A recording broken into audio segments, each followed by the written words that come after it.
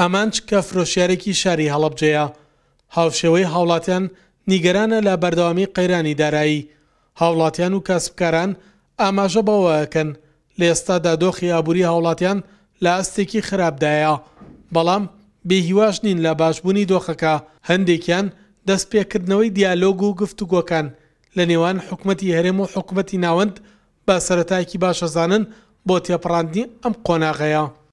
بە دڵنیاییەوە دۆخی خەڵکی لە باشیان نییە، ئەو خراپەش نییە بڵێن لە خواری هەژاریوەیە، بەڵام ئەو باشەش نییە بڵێ بە ئاسانی ژیان ئەکا و بە خۆشگوزەرانێکی باشەوە. بەڵام ئەوەی ڕاستی بێت دوکانەکەی من ڕۆژانە فرۆشێکی ئەوتۆی نییە، دوکاندارەکان تریش دراوسەکانیشم هەر بە هەمان شێوەیە.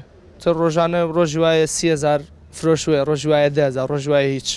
وەڵڵی خەڵک لە هاسی ئەوەیە تەواو ناڕەحەتن، لە هاسی ئەوەیە تا کاسبی نەماوە، هیچ شتێ نەما و تاوا تەنگی پیاڵچنیوی تاواو بەخوا وای لێ کردو دوکانەکان داخین کرێکەمان بۆ دەرناکە.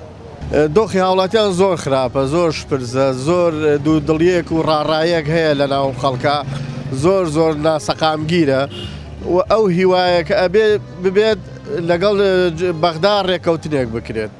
سەرباری ئەوەی لە 3 ساڵی ڕابردوو جەنگ دژ بە داعش کاریگەری لەسەر ئابووری هەرێمدا نەبوو، بەڵام هاوکات فرۆشتنی نەوت بە سەربەخۆ و داهاتی خەڵە سنووریەکان و فڕۆکەخانەکان نەیانتوانی کاریگەریەکانی قەیرانی دارایی لەسەر هاوڵاتیان کەم بکاتەوە. لە ئێستاشدا کە جەنگ دژ بە داعش کۆتایی هاتووە، سەرچاوەکانی داهاتی ئابووریش لەلایەن حکومەتی ناوەندەوە دەستی بەسرایگیراوە.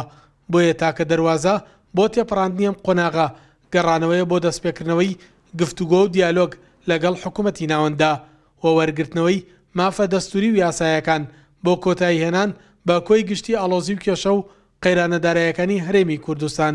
سەلاح جەمیل، کورسات نیوز، هەڵەبجە.